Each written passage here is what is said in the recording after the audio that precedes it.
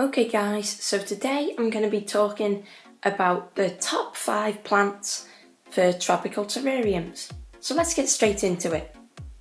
Just as a little disclaimer as we get into the video though, these are just the top 5 plants that I think are good for beginners and for expert hobbyists alike because of how they grow. But do know that I've not got experience with every single plant that people use. So if there's something else that would maybe beat something in this list, then if I've not put it in, it's probably because I've just not got experience with it. So coming in at number 5, we have Pilea. That is this plant right here, just to avoid any mistakes. The grey one with the white stripes down the leaves. This comes in a vast array of colours, and I think it's often called the aluminium plant because some varieties have a sort of silver sheen over them. The variety I have is Pilea spruciana Norfolk. It's a good plant, it looks very nice.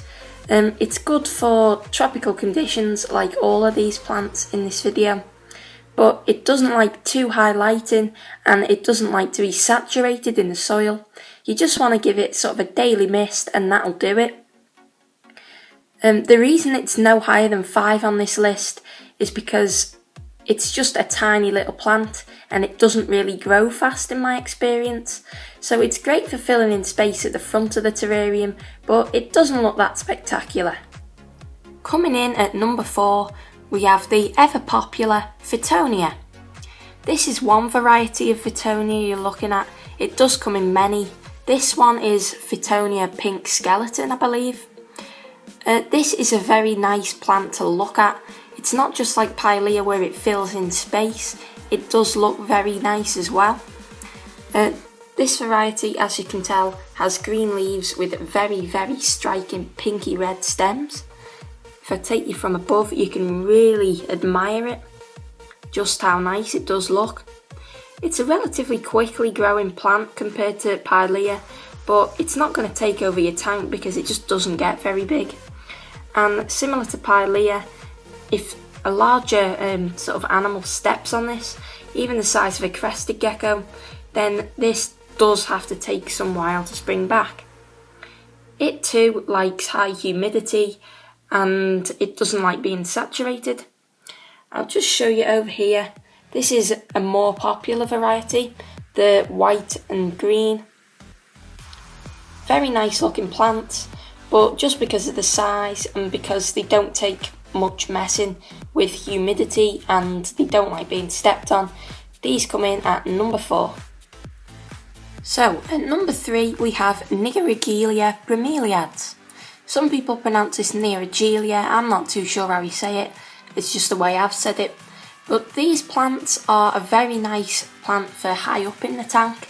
They do need very high lighting, and it's essential that you keep the central cup in between the leaves filled with water because that's how they drink. You can't plant these low in a vivarium because they do need incredibly high lighting to flourish.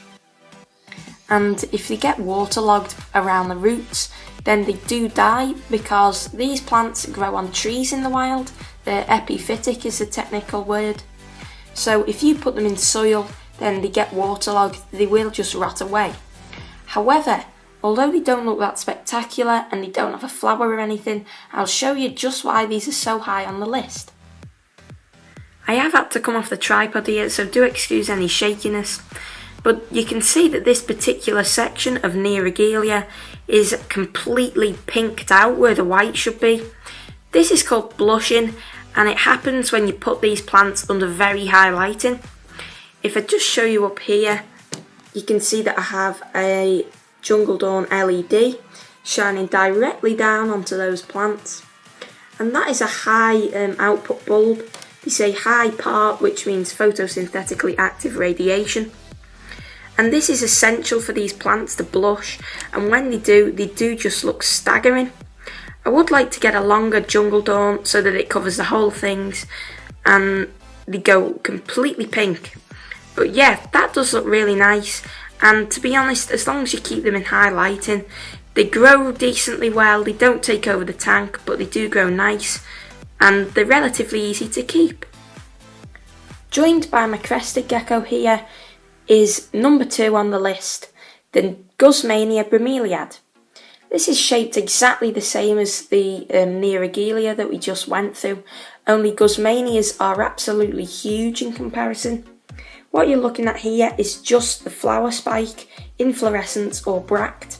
It's not a proper flower, but it's got various different names of the big Guzmania in this tank. There are 2, but the other one's tiny, so I won't bother showing you it. But you can really see why these are number 2 on the list. This big inflorescence, they keep it for absolutely ages, months on end, and it just looks fantastic. The big leaf cup that they have that must be kept filled, just like the Neregelias, that provides a good drinking spot for crested geckos and other arboreal reptiles. It can also provide a good egg laying site for dart frogs and tree frogs. But it is a very nice looking plant, and it's relatively easy to keep as well. I have this buried in the substrate, and unlike the Neregelias, it's not quite as bothered about being wet all the time. You don't want it to be sodden at all, but if you have a bit of moisture on the roots, it's not too bad. Coming in at the number 1 spot is a plant under many different names. I originally called it devil's ivy, but most people call it pothos. It's just this plant here. It doesn't look particularly spectacular. It does have nice variegated leaves, but the reason why this is at the number 1 spot is because it just grows so fast. You can train it to grow up logs, up backgrounds, up sort of everything, and it tolerates a huge array of conditions. I'm sure if you were to stick this in a desert setup it would grow. I have it as a house plant as well, and it's just absolutely impossible to kill. So if you struggle in setting up a bioactive system because you can't keep plants properly, just stick this in and you've basically got plant cover already. Honestly though, the best conditions to keep this plant are in tropical setups with a decent amount of water, because it does like to suck it up. The only downside to it is it grows that fast that unless you keep it in check and you keep checking to see when it actually has grown, because honestly if you leave it for 2 weeks and you don't actually look at where it's going, then it can crowd out other plants. But it does look nice in my opinion. It provides a great hiding spot for crested geckos and things like that. Some types of frogs that roll leaves up to lay their eggs inside, they can do it with these leaves because they're certainly big enough. And honestly, the variegated pattern, I think that it just looks nice. So I hope that you did enjoy this video, and if you're planning on setting up a tropical bioactive system, or even just a live planted one, then this will help you in making your plant choices. So I'll see you in the next video. Bye guys.